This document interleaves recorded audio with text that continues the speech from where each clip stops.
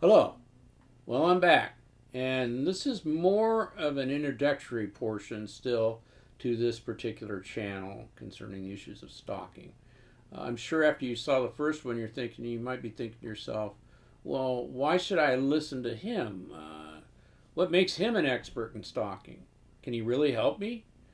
Well, I'll take the time now to explain to you why you might want to. I'll give you my background a little bit here. Well, 1970, I started my professional career as a teacher. I worked about a year and a half. Then I decided I wanted to go into law enforcement. I then entered the employment of a medium-sized police department located in West Orange County, California. Um, I started out in patrol like everybody else does. Then I became the chief's administrative aide, wrote programs for him, and one of which was the Crime Specifics Unit, which is a undercover unit that works heavy felons. We watch them, we follow them until they commit crimes, and then we take them off.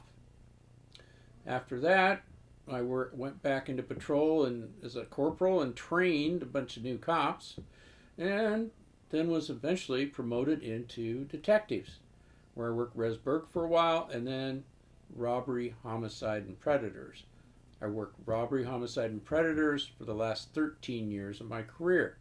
During that period of time, California passed their first anti-stalking law in 1990, but it didn't come into fruition until 1991, and we got our first case in June of 91. The reason the homicide unit got it was because the stalker had made attempts or was discussing an attempted murder on the victim's husband so that he could eliminate the husband and get to the victim, and that's called a triangle stalking, and we'll talk about that later. After we'd worked the case for about 2 weeks, or actually about three, we figured out that stalking wasn't hard to work, but it took time and it had to be worked a specific way. So we started to develop a stalking investigative protocol, which nobody had done yet. We brought the case to our DA, and he said, well, I don't want to take this case because I don't know how to prosecute a stalking. No one has ever done it, not just in the county of Orange, but in the entire United States.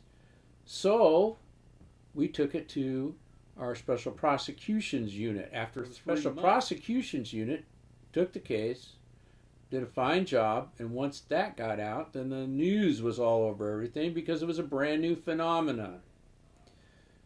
So when the news hit, then because we're in California especially, we started getting multiple major news programs contacting us. 2020, Unsolved Mysteries, Case Closed, America's Most Wanted, E-Hollywood, etc., etc.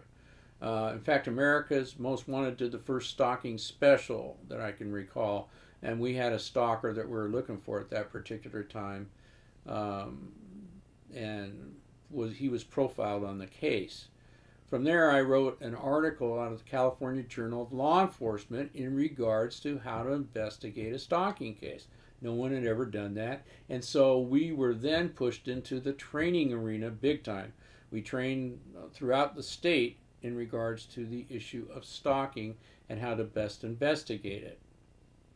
So as we moved through the state, we learned a lot about why stalking wasn't being investigated. So after I retired from law enforcement, even though during the time I was in homicide, I worked a great deal of stalking cases, including when I worked for the FPU, the Family Protection Unit, which we'll discuss in a future segment. I was also honored in 2003 by the California State Assembly. They gave me the Defender of Justice Award for my work on stalking. I left law enforcement, and then I went into, I became a consultant for Office of Victims of Crime while I was still teaching throughout the United States and elsewhere.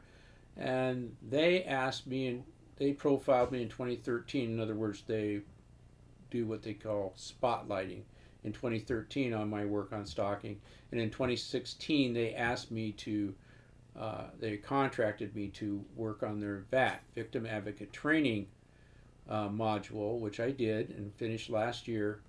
And during that period of time, I was contacted by the Home Office out of United Kingdom and asked if I would become one of the initial consultants for their National Stalking Training Academy.